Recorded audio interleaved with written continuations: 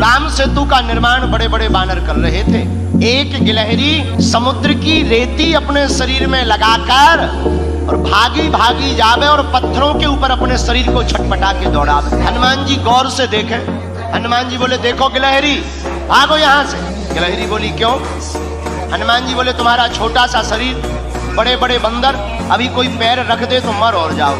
गिलहरी कुछ नहीं बोली, दोनों हाथ ऐसे करके खड़ी हो गई, मानो हनुमान जी को चिढ़ा करके कहने लगी हो कि तुम बड़े हो तो क्या हुआ, हम भी छोटे हैं, हम भी अपने स्तर से काम भी तो कर रहे हैं। हनुमान जी ने गिलहरी को बहुत समझाया, लेकिन गिलहरी नहीं मानी। एक बार हनुमान जी के ही पांव के अंगूठा के छोटे से भाग से गिलहरी की पूंछ दब गई। अब गिलहरी बड़ी चिचियाई।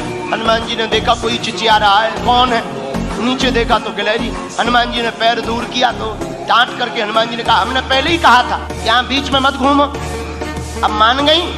देखो घाव बन गया तुम्हारी पूंछ में, वो तो कुशल है, हमारा पैर के अंगूठा का अगला भाग रखा, अगर अंगूठा ही रख जाता तो ही तुम्हारा काम हो जाता। गिलहरी रोने लगी, बोली रुक जाओ, हम तुम्हारी राम जी से शिकायत करेंगे, बड़े दरबार में तुम्हारी शिकायत करेंगे। हनुमान जी बोले, जाओ कर दो, हमें कोई दिक्कत नहीं। गिलहरी भागी भागी राम जी के पास गई। सरकार, आपके रहते हुए हम पर अत्याचार हो गया। क्या हुआ?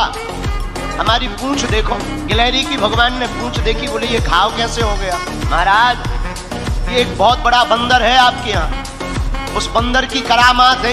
राम जी ने गिलहरी को अपनी हाथ में लिया, पूंछ के ऊपर हाथ रखा, तो जो उसका दुख था, करुणावान करुणा निधान श्री रघुनाथ जी के हाथ रखते ही उस पूंछ का घाव ठीक हो गया और गिलहरी प्रसन्न हो गई।